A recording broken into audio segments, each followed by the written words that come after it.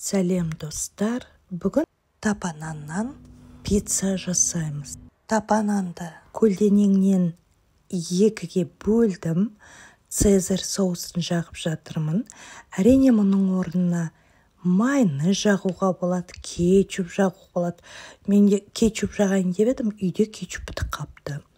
Немесе зәйтүн майын жағуға болады, оливковое масло, сары май, сливочный май жағуға болады. Бір сөзбен айтқанда, өздеріңіздің қалауларыңыз бойынша.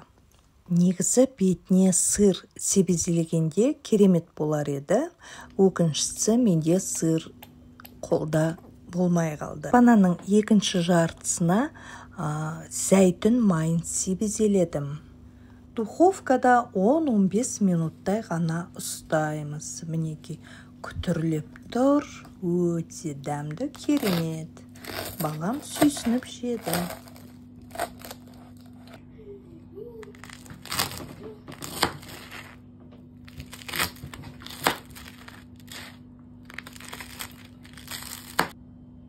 Жегенде күтірлеп тұр.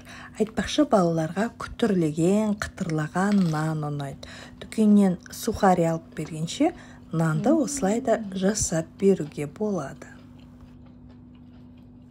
Нанды жай жегеннен гөрі, анда-санда болса да осылай жасап көріңіздер. Өте дәмді болады. Оңайда тез дайындалады. Видеоны қарағандарыңыз үшін рахмет. Бәрімізге ас болсын.